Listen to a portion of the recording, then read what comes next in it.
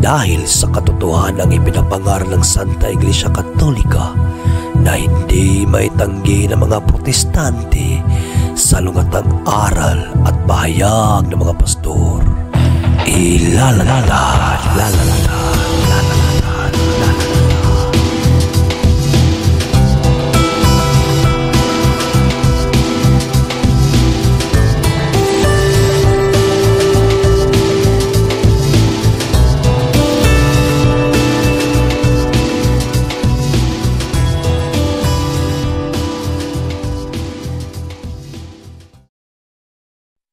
Bag sauce simperhan.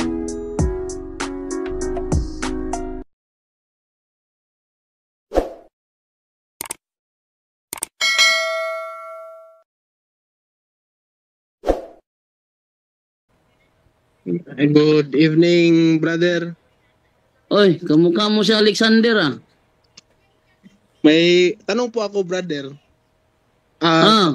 Dalawa pong tanong nakin. Pinakauna, yung Eucharist po. Dahil hindi kasi matanggap ng mga Baptist na dahil ang interpretasyon ng Katoliko literal, hindi meaning na kailangan natin kainin yung flesh ni Jesus at blood ni Jesus, dahil sinight ko sa Exodus kung nagawa ng Diyos na yung burning bush good, brother, na kung nasunog yung burning bush at the same time hindi nasunog, kung ang nature ng Diyos ay tatlo at saka isa, kung nagawa niyang sabihin na siya ay Alpha at Omega at beginning, first and last, bakit hindi biblically possible na ang bread at wine literal at saka hindi literal? At saka mag-a-appeal kasi sila, brother, na hindi daw literal dahil sa Mark 21 yung kuan, good father, brother, yung kuan, brother, yung Last Supper na mga story. Ang basis kasi namin, brother, yung John chapter 6. Tas hindi nila masagot, brother. Siguro ang tanong ko, brother, dahil may isang verse sila sa Leviticus na hindi daw symbolic lang yung John chapter 6, dahil sa Leviticus may batas kasi na hindi pwede inumin yung dugo. At si Jesus at that time nag-follow sa Judaic law. Yun yung question ko, Father, kung ano ang Father pwedeng pang rebuttal doon, or tama ba sila na symbolic talaga yung John chapter 6 dahil doon, pero sa palagay ko hindi man. Dahil maraming tanong ko na hindi nila na sagot, at yun lang yung nataha ako ba, yung Leviticus. Yun lang, brother. Okay, so nandyan ba si Brother Romel Palma? Nandyan ba? Brother Romel? Brother Romel? Romel Palma? Wala si Romel Palma. Ikaw sumagot, Brother John Ray. Yes. Una, kapatid, anong talata yung Leviticus? Yung Leviticus 14 ba sinasabi mong talata? Verify ko na muna, brother, ha? Para sa Leviticus 14 yata yung sinasabi mo? Para maano natin, nakita natin bago natin sagutin. Leviticus 14? 14. Verify ko muna. Tingnan mo muna. Bago natin bigyan ng kasagutan. Leviticus 10:14 ba yun? 10:14? Ang ibig mong sabihin? Wait lang, brother, ha? Sige.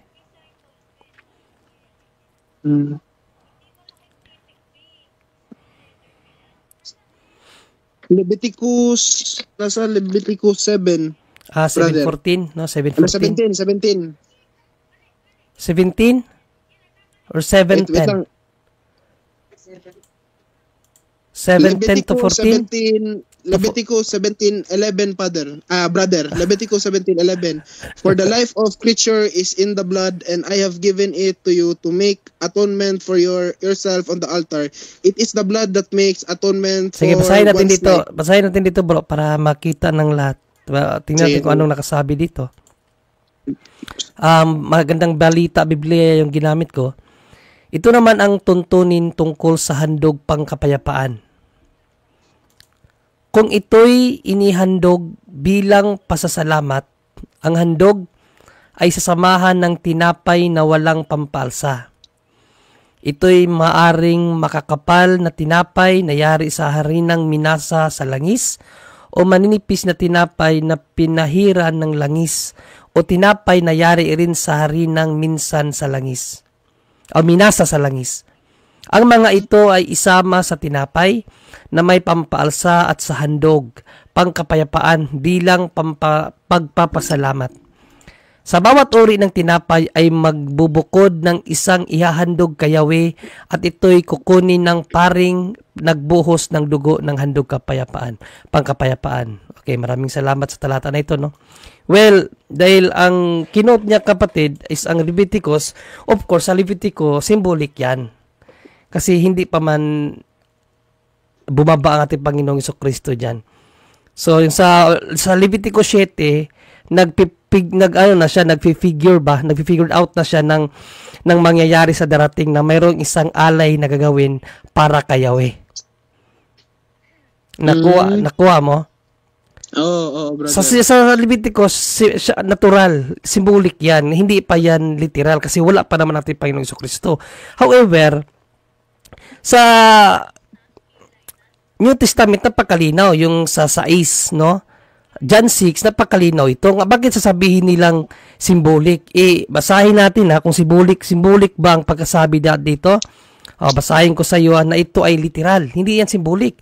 Kasi ang sinabi ng Panginoong Jesucristo dito, tunay na katawan. Pag sinabing tunay, literal ba yan, kapatid? Hindi, yan yung tanong na hindi nila Yan, kasi hindi nila tanggap. Hindi nila tanggap. Pero kung susundin lang natin ang banal na kasulatan, literal yan kasi tunay nga eh. Pag sinabing tunay, bro, hindi yan symbolic. Ang synonyms ng tunay is literal. Synonymous yung dalawa na yan. Pwede pa mag-add, brother?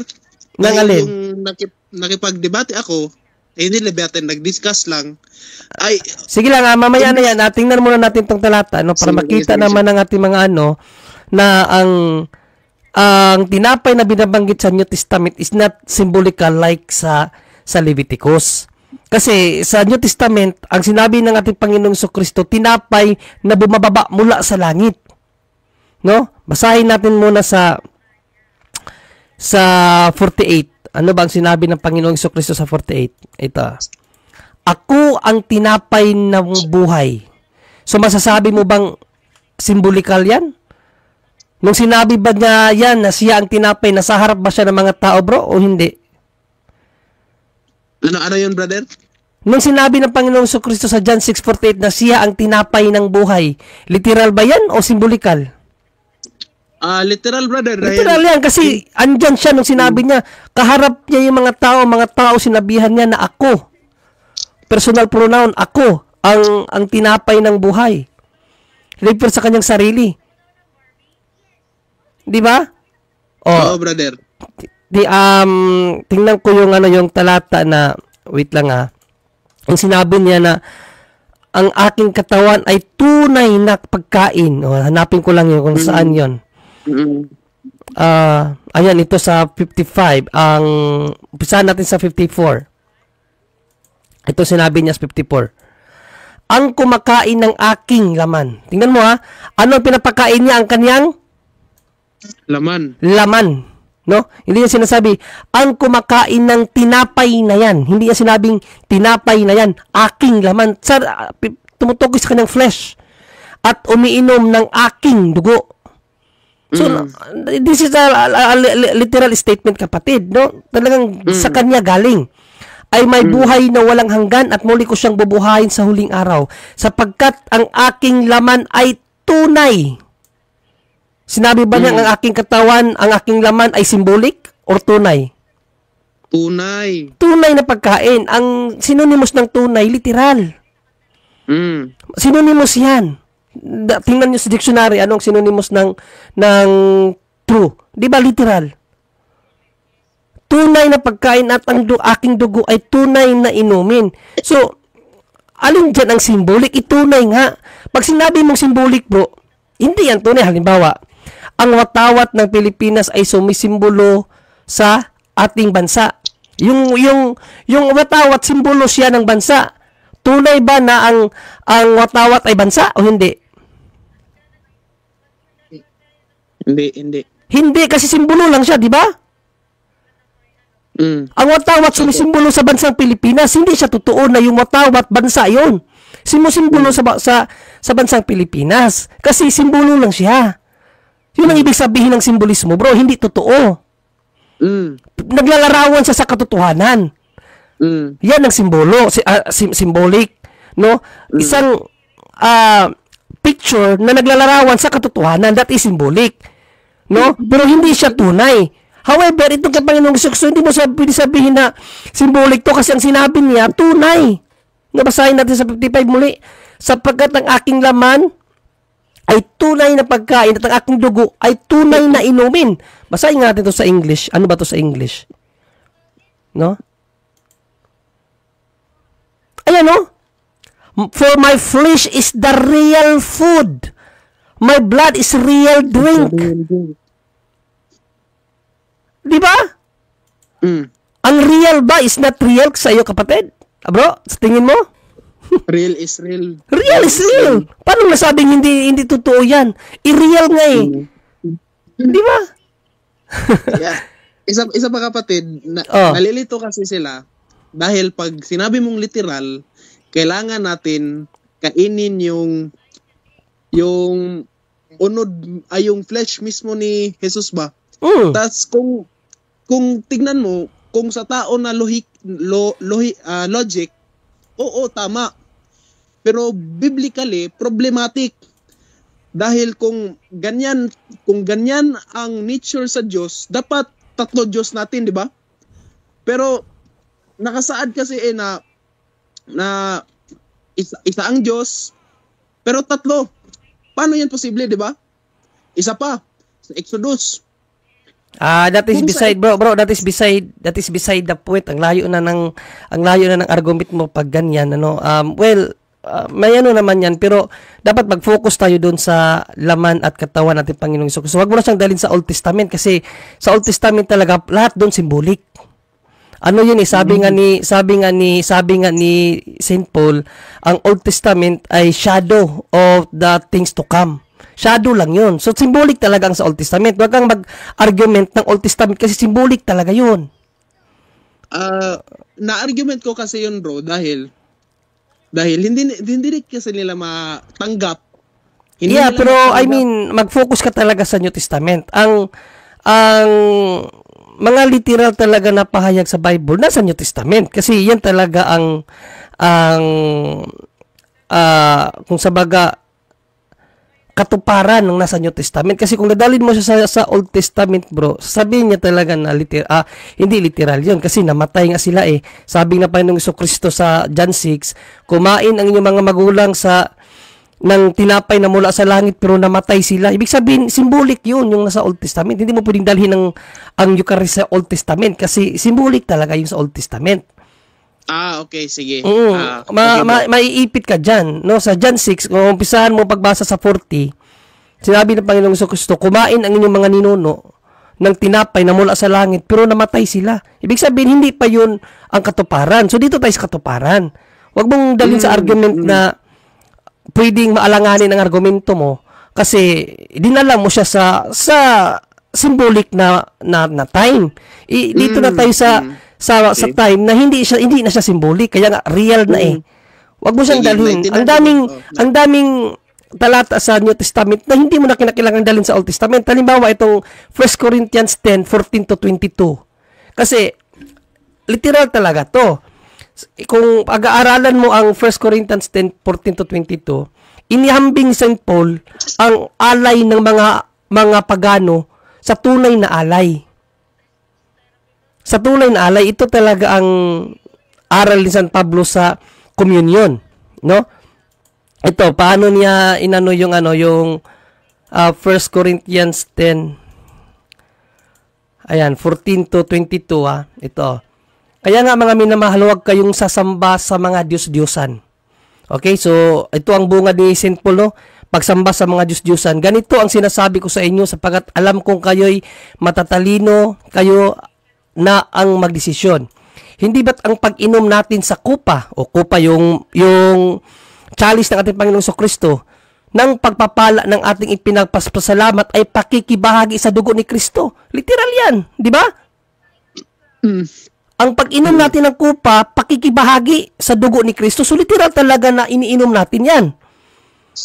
At ang pagkain natin ng tinapay ng ating pinipira-piraso ay pakikibahagi naman sa kanyang katawan. So walang simbolik dyan, pakikibahagi talaga. Kaya nga dahil iisa lamang ang tinapay, tayo'y iisang katawan. Kahit na tayo'y marami sapagkat nagsalo-salo tayo sa isang tinapay. Pinagsasaluhan na, isang tinapay pinagsasaluhan. Ibig sabihin ng isang tinapay na yan si Kristo. I am the bread of life, John 6:48 and John 6:58.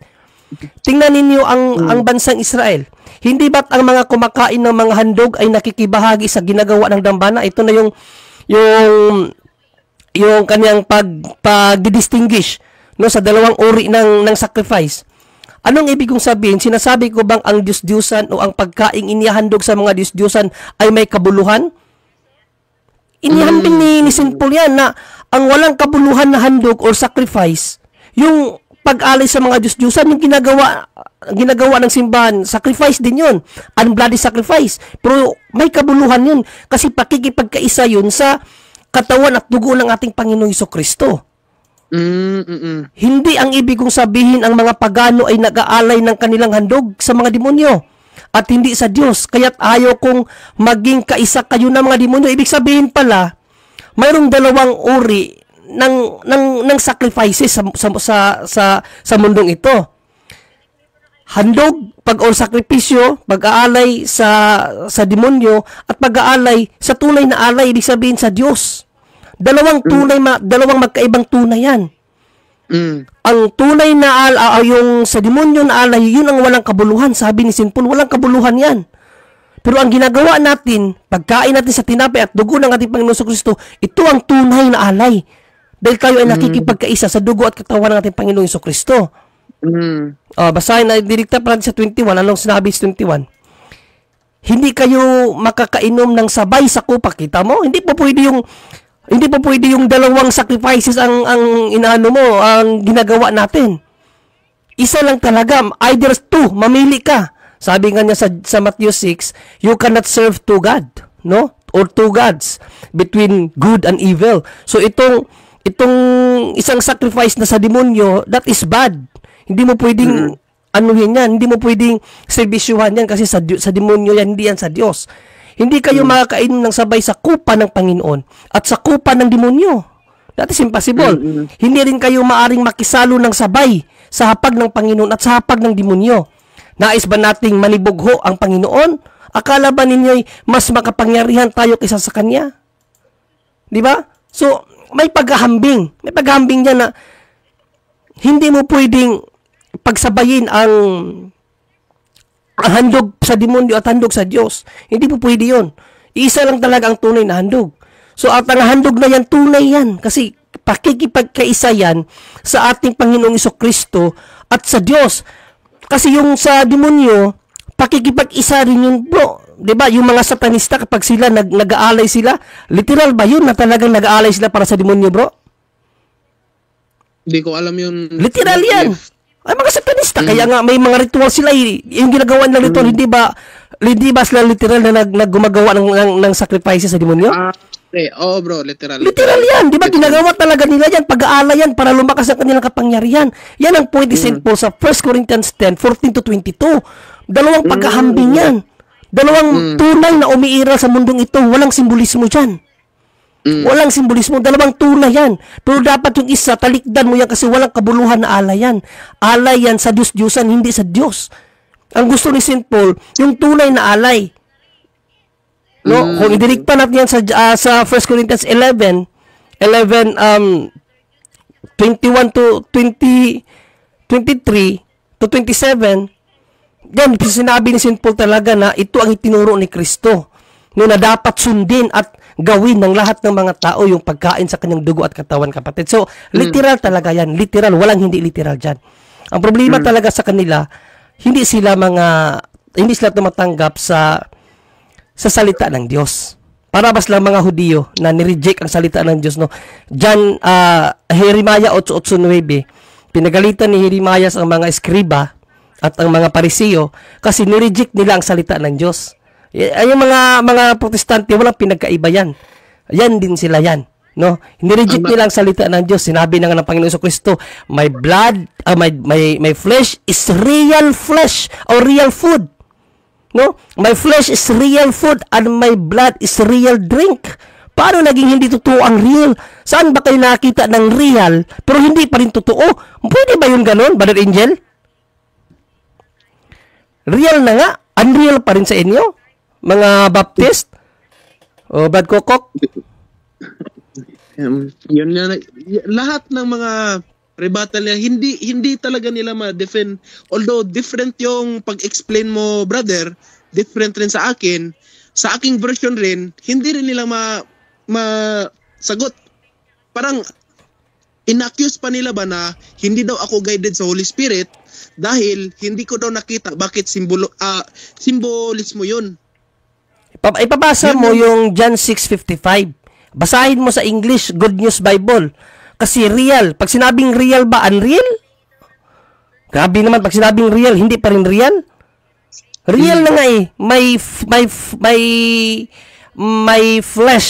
Sabi ni Kristo my flesh is real food.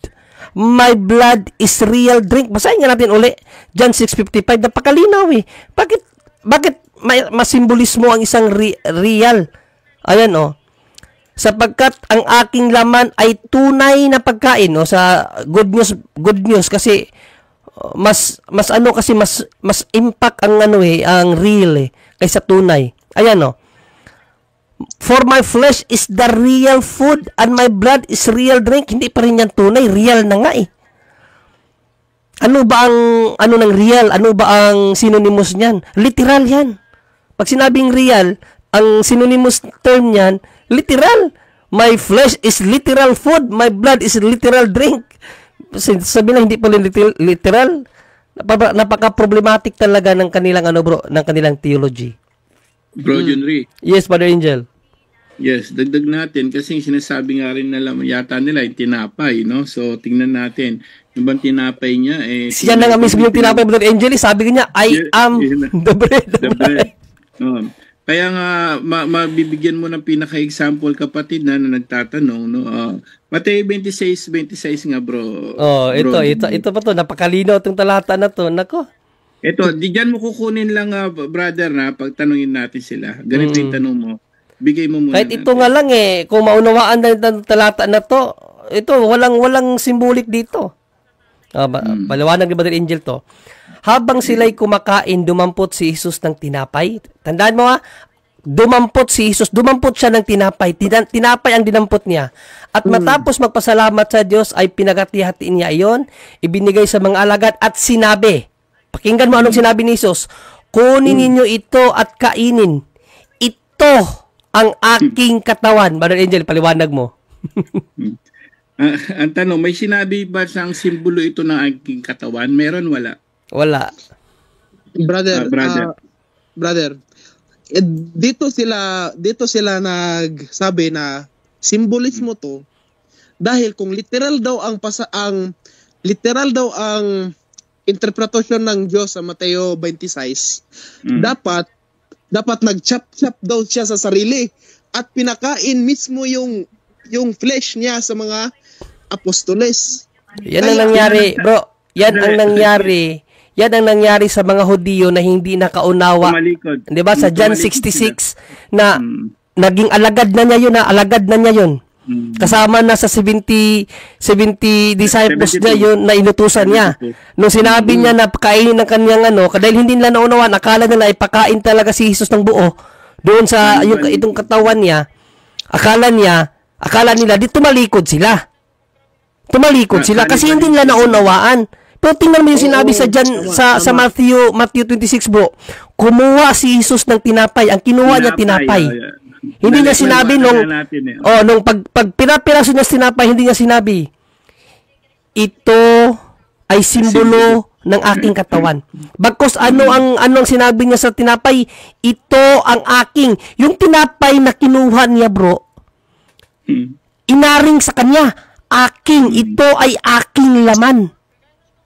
Ito ang aking laman. Din niya sinabi, ito ay simbolo. Walang simbolo. Talagang klinin niya na yung tinapay na kanyang kinuha. Ano yun? Laman yun. Laman niya yun. Question, imposible ba sa Diyos na gawin niyang laman ng isang tinapay? Hindi. Bakit? Ginawa na niya. Yung tubig, ginawa niyang wine. Tama, Father. Ano, Father? Tama, brother. Nagawa na ni Kristo yun. Nagawa na ni Kristo na magmilagro. Yung tubig, ginawa niyang real wine. Kaya walang imposible sa kanya nung sinabi niya, ito ang aking katawan, nangyari yun kasi kapangyarihan ng Diyos ang ginamit doon. Hindi salita lang na kung sino ordinaryong tao, bro. Kung naniniwala sila na si Kristo ay Diyos, kayang gawin ang lahat, walang imposible doon. Pag sinabi niya, kumuha siya ng tinapay, ito ang aking katawan, mangyayari yun kasi salita ng Diyos. Ezekiel 12:28, anong sabi ng Diyos? O basahin ko sa iyo. Sorry, Brother Angel, dagdag ko lang to, Brother Angel. Last na to. 12:28. Ano ang sinabi ng Diyos sa 12:28 ng Ezekiel?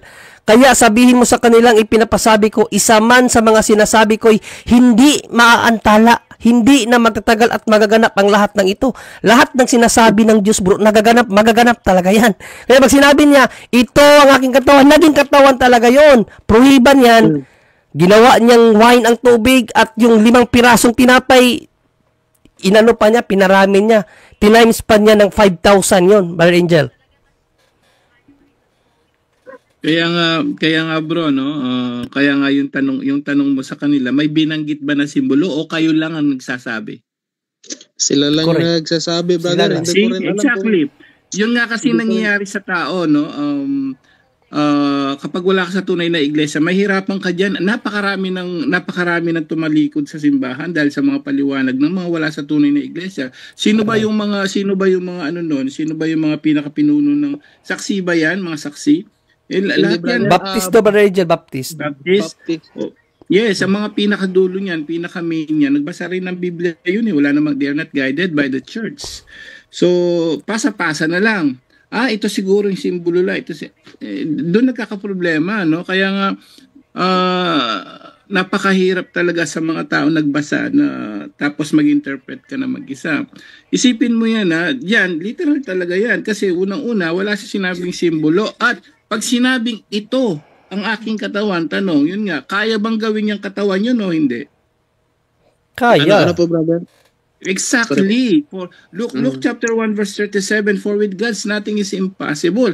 Kaya kung maalala nyo dun sa Emmaus noon, kung maalala nyo, may dalawang disipulo doon, nakita siya. Lucas 24 yan, 24:14 hanggang 30. Alam mo yung doon pa lang makikita mo nung muli siya nabuhay, nagpakita siya ron. Hindi siya nakilala kung sino yon. Sabi, anong pinag-uusapan yon? Sabi ni Jesus sa kanila. Sabi niya, hindi mo po ba alam nangyari? Yung pinako sa krus, namatay, ganito, gano'n. Hindi siya nakilala. Alam nung nangyari sa bandang huli, nung dinala siya sa bahay nila at nagpira-pirasong tinapay, nabuksan ang isipan nila. Ngayon, biglang nawala si Jesus. Naging tinapay. Bakit nawala si Jesus? Yun na yung tinapay. Siya na yun eh. And that's exactly, yes. Sa ano yan, bro? Basahin mo yan, bro, Kokok. Lucas 24:14 hanggang 30 yan. Kapag wala kang proper theology, hindi mo maintindihan yan.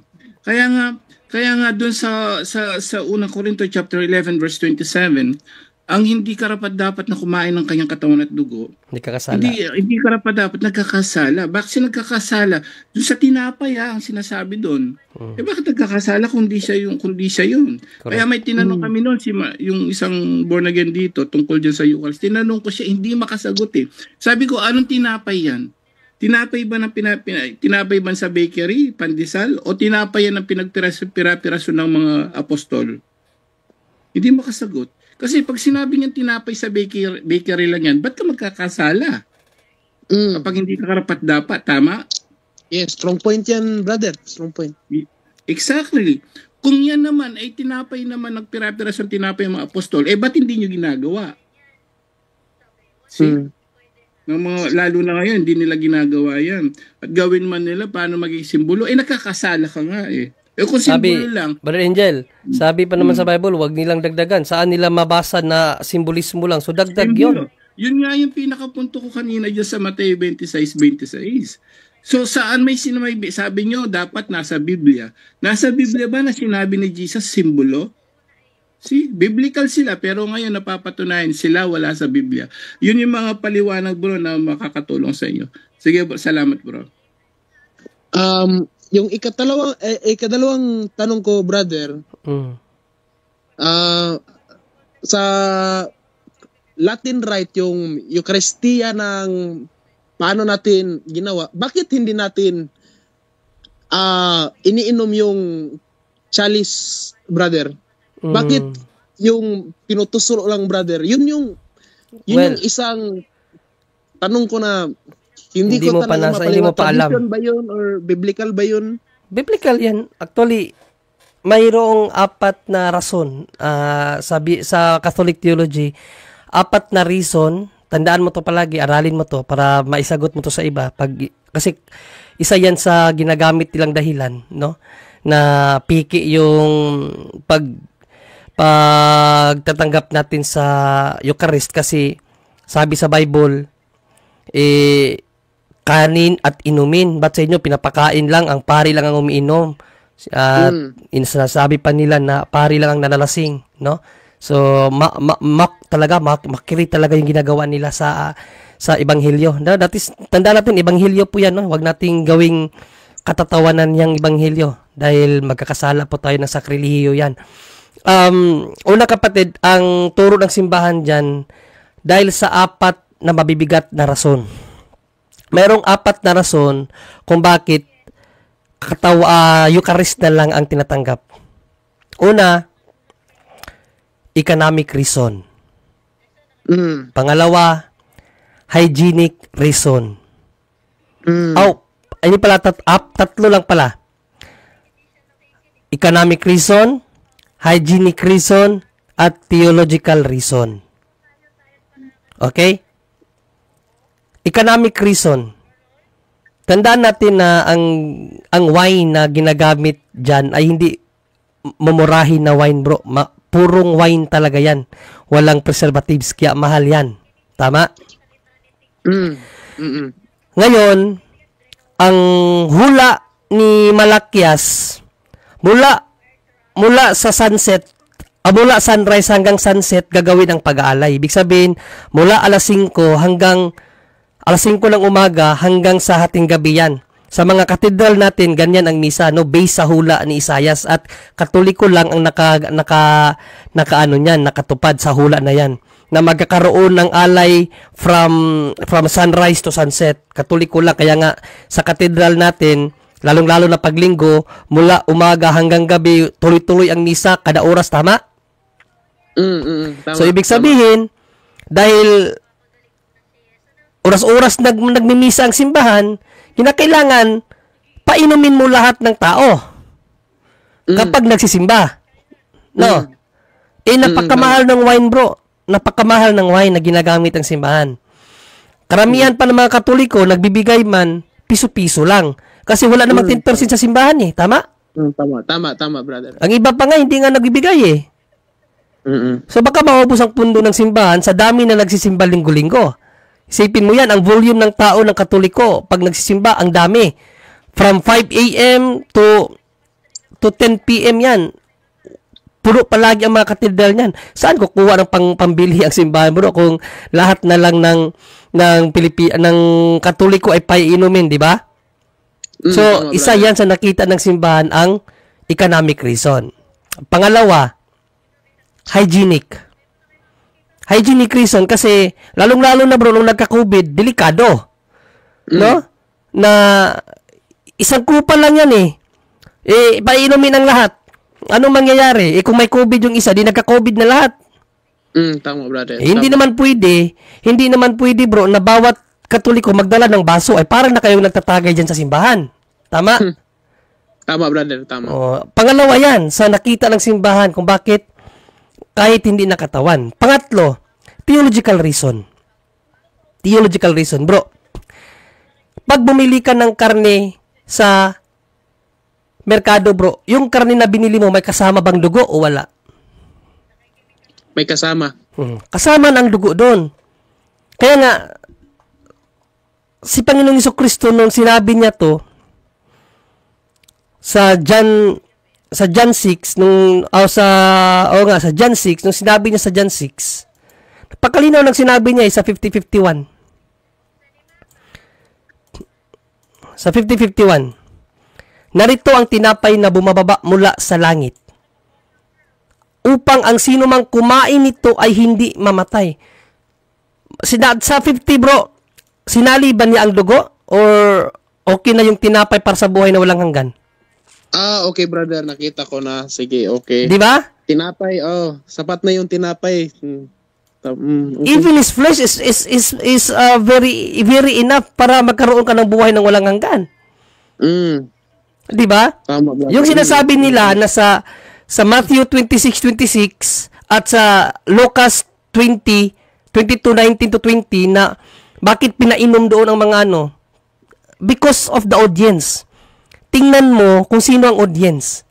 Sa Matthew 26:26 at sa Luke 22:19-20, sino ang kaharap niya diyon? Mga apostol niya, di ba? Mga pari. Kaya sinabi niya, gawin ninyo ito upang pagpapaalala sa akin. Kaya yung gawain yun, referado yun sa mga pari. Para gawin ng mga pari yun. Kaya nga sa mga misa natin ginagawa ng pari yan. Breaking of the bread at yung consecration of the wine. Para maging tunay na dugo. So, sinabi ng Panginoon yun sa mga pari para gawin, para alalahanin. Nakuha mo?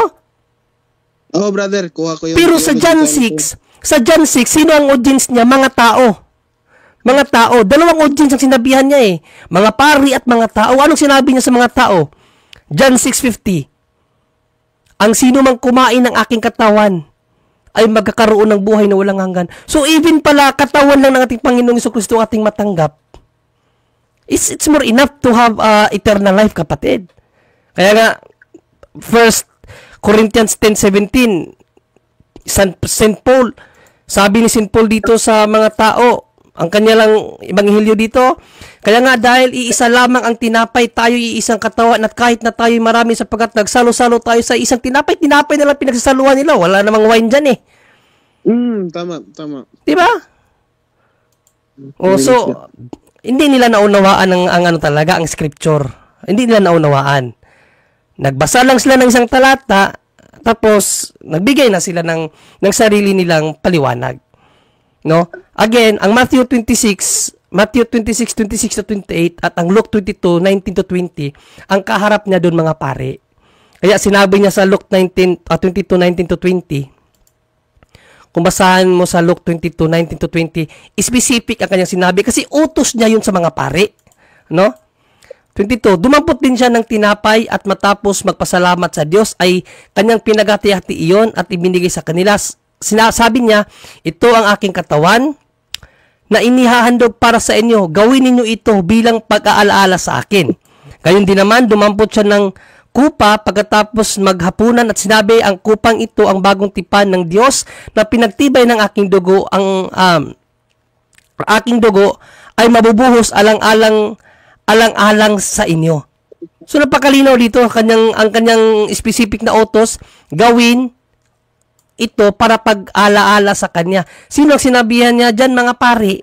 Kaya nga ang mga pare, ginagawa yan pag breaking of the bread at pag-consecrate sa wine. Kasi yan ang utos sa kanila.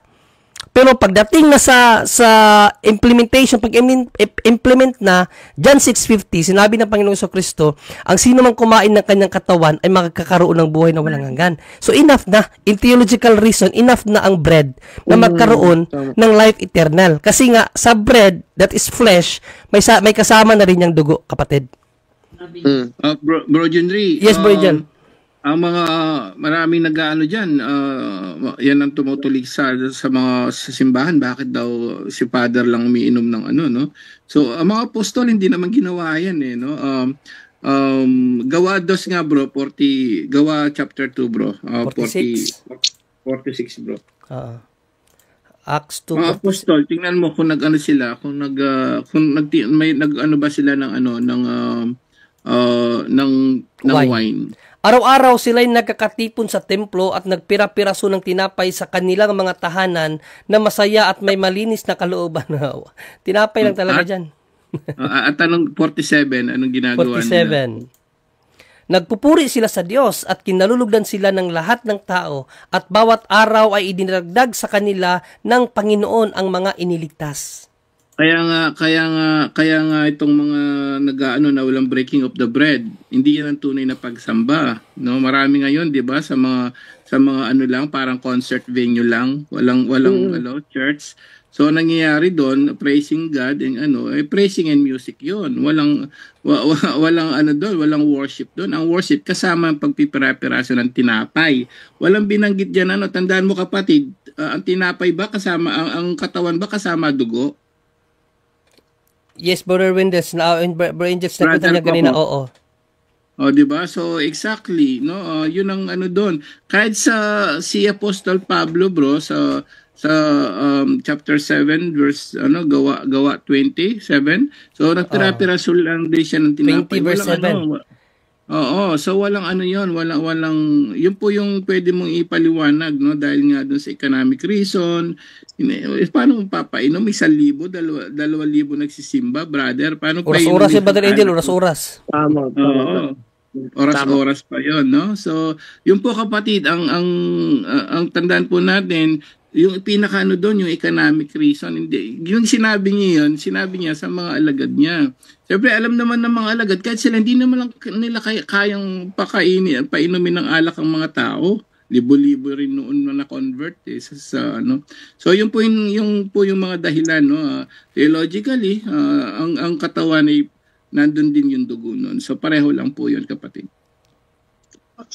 Ikatatlong tanong ko, brother. Yes, bro. Related rin to sa Eucharist. Dahil sabi kasi nila, brother, na kapag naniniwala ka lang sa Diyos, may eternal life ka na daw. Pero nakita man natin na kailangan mo talaga kainin yung literal na flesh at para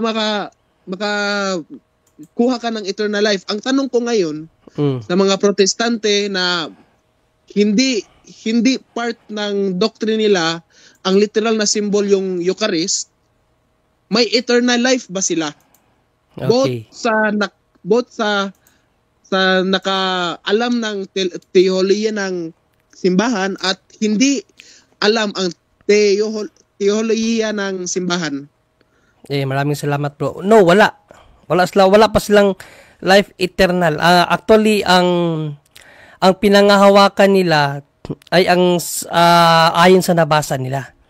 No, ayon sa nabasa nila, John 3:16 kasi, ang whosoever believe will not perish but have eternal life. Yan ang sinasabi kasi sa John 3:16, no? Basahin mo natin John 3:16. Misconception no?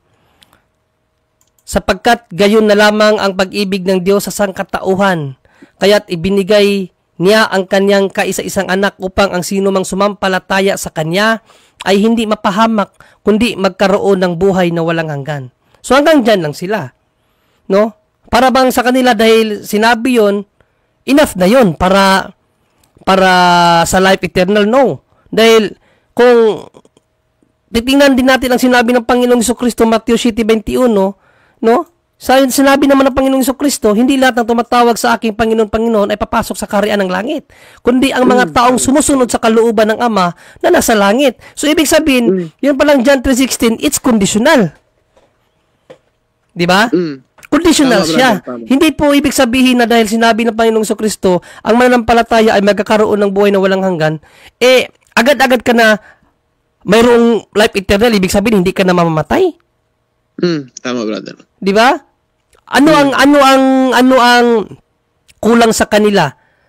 Yung pag-uunawa sa scripture. Kasi Matthew 19:17, ano ang sinabi ng Panginoong Jesucristo? If you want eternal life, obey my commandments. O sabi ng Panginoong Jesucristo. Sumagot si Jesus, bakit po ako tinatanong kung ano ang mabuti? Iisa lang ang mabuti. Ngunit, kung nais mong makamit ang buhay na walang hanggan, sundin mo ang mga utos ng Diyos. Sinabi ba niyang manampalataya ka sa akin? Kapatid? Hindi. Oh, 'di ba malinaw ano daw ang gusto mo kung nais mo magkamit ng buhay na walang hanggan? Sundin mo ang mga utos ng Diyos. Question, inutos ba niya na kainin ng kanyang katawan?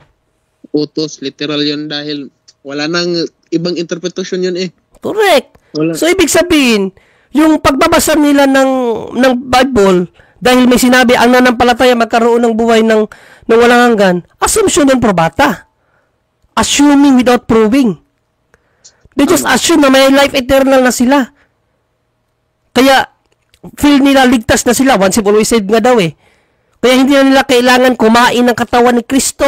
Hindi na nila kailangan magpabinyag. Ano talaga? Ayan ang mga mga aral nila. Hindi na nila kailangan mag-confession. Kasi nga may life eternal na sila. Dahil nanampalataya sila sa Diyos. Nakalimutan nila ang Matthew 7:21. Marami ang tatawag sa aking Panginoon, Panginoon, pero hindi sila papasok sa kaharian ng langit. So, nakakaawa dahil nalinglang talaga sila sa turo ni Satanas. Kay Satanas na turo 'yan.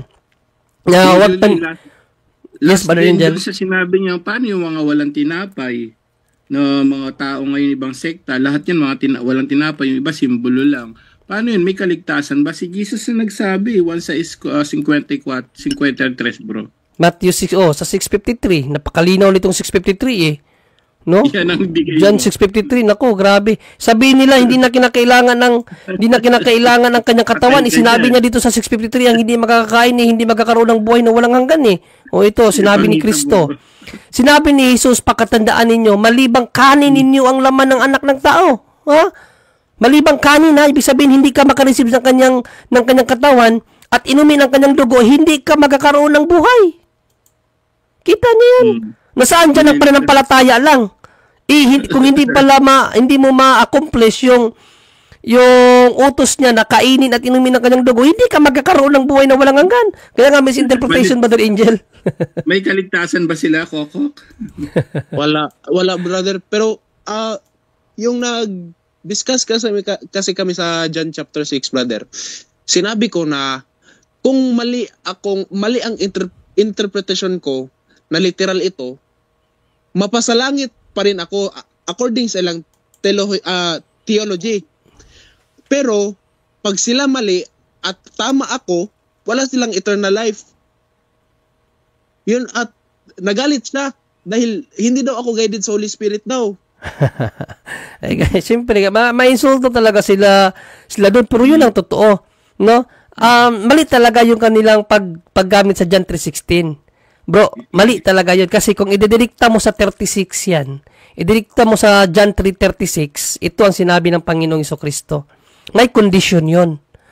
Ang sumasampalataya sa anak ay may buhay na walang hanggan. Hanggang dyan lang sila Pero ang sumunod na sinabi ni Kristo, ngunit ang hindi sumusunod sa anak ay hindi magkakaroon ng buhay, sa halip mananatili sa kanya ang puot ng Diyos. Conditional.